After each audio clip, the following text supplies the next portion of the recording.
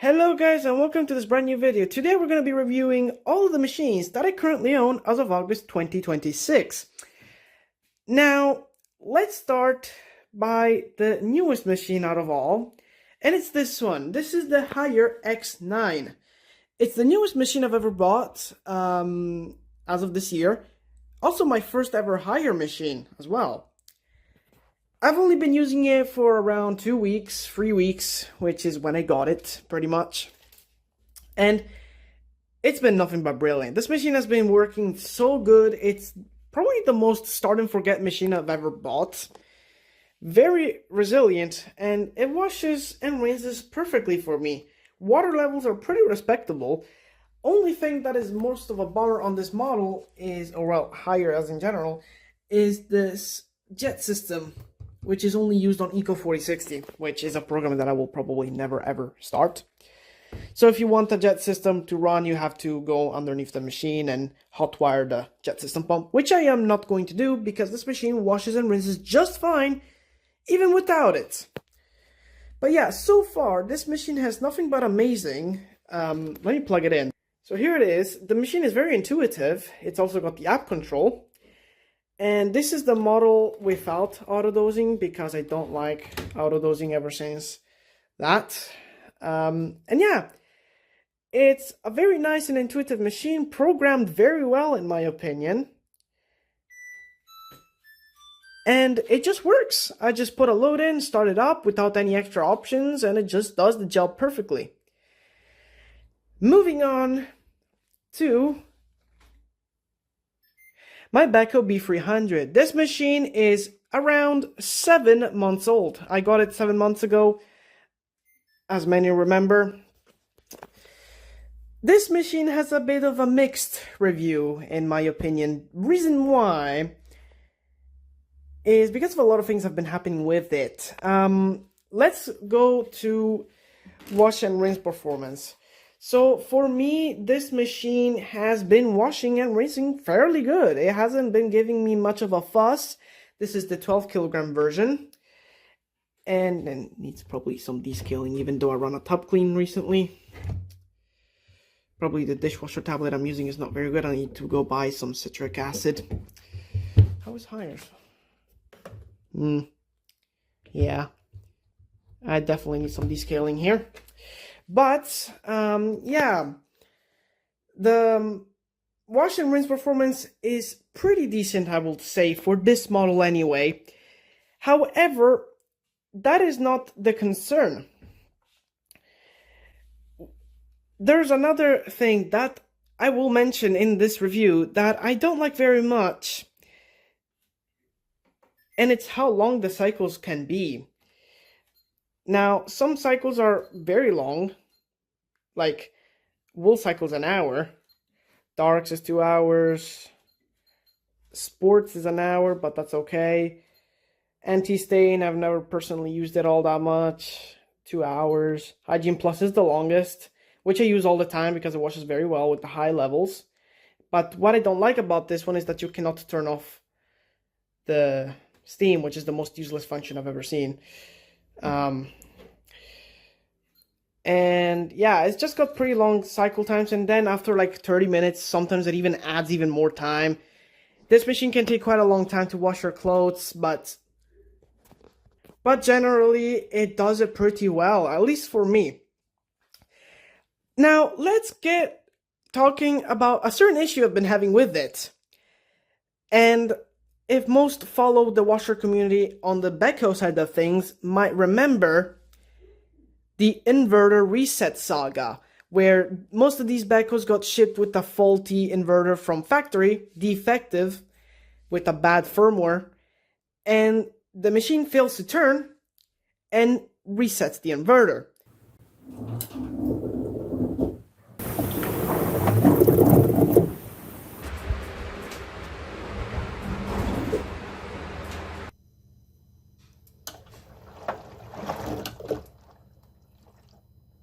And on some models, if it's done that enough times, it will trigger an error code on the screen saying ERR, which I'll put a photo on screen. And mine has never done that. It's done the inverter resets all the time, but it's never actually done ERR ever. But that's not the issue that I'm gonna be talking about. The issue is whenever the inverter board gets hot, it doesn't accept any kind of balance on spin, even on empty.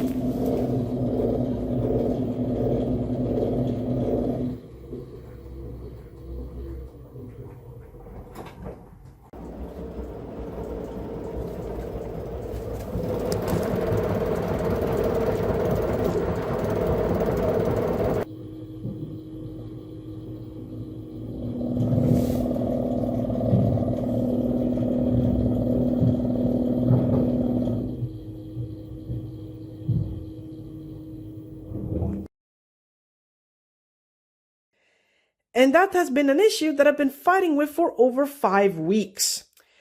Probably over 6 now. It's been more of a month now that I've been fighting this issue. And I did get the warranty involved because this machine is still under warranty. And it's been a nightmare fuel rather than anything. Now, I'm not going to blame it on Beco because this was a different company licensed by Beco. So it's not really on Beco on this one. I'm not going to mention the company because I am not going to spread hate or opinions on a company that I don't know very much of. So I'm not going to.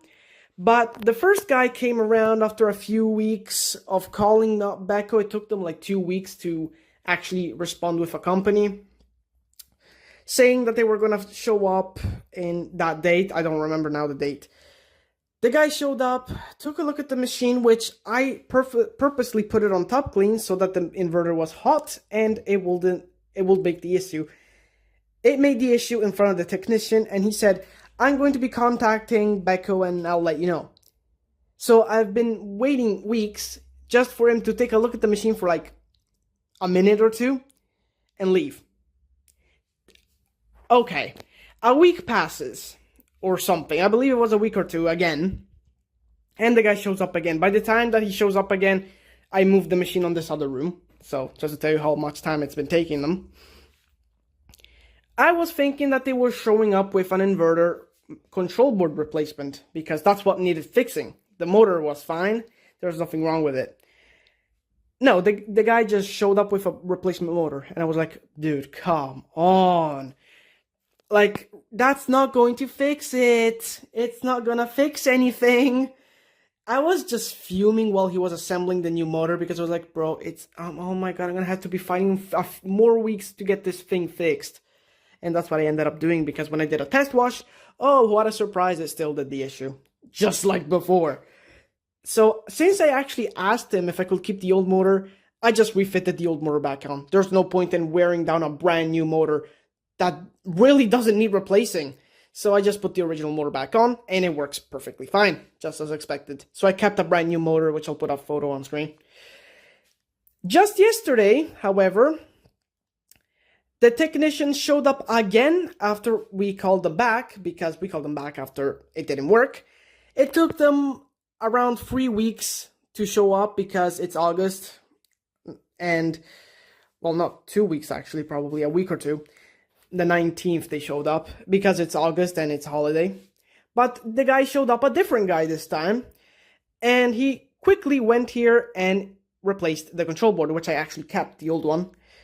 And yesterday, the same day, I did a small load on the machine, and it seems like it's fixed. It didn't do any more inverter resets, specifically because this is the B10 revision board. I had the B7. The B10 is theoretically the fixed one.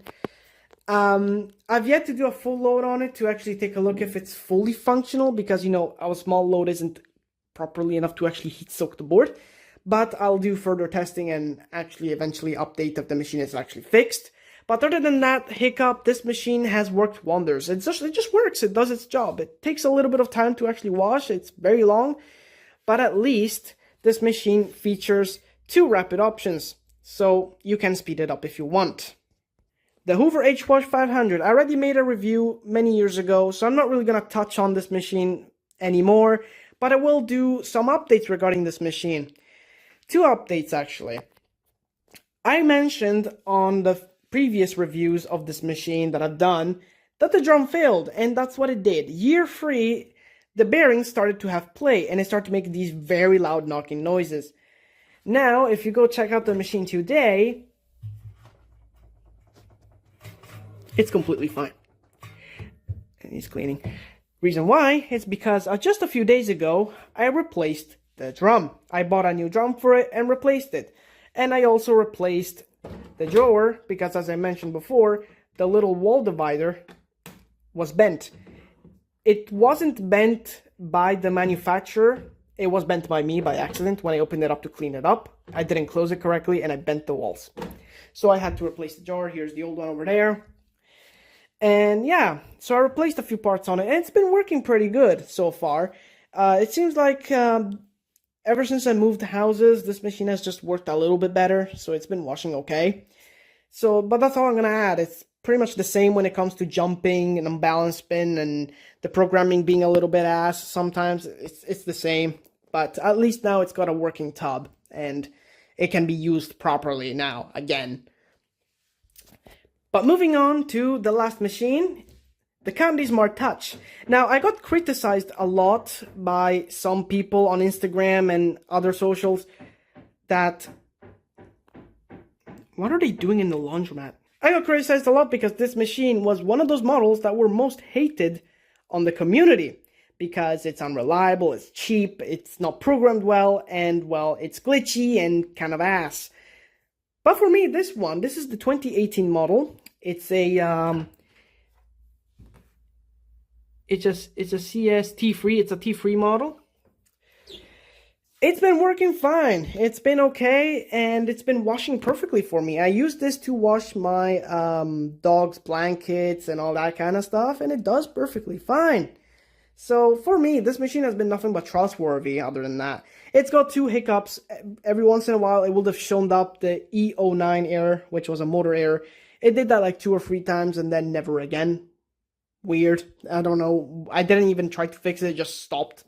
Probably it was some glitches that happened with the electricity, or it just freaked out, or God knows. But it doesn't do that anymore for now, and it works. So far, the machines that I use the most in this fleet, it is the Candy Smart Touch, the Haya, and the Beco if it works. The Beco is more for bulky loads because it's massive. It's pretty big. It's got a pretty big capacity.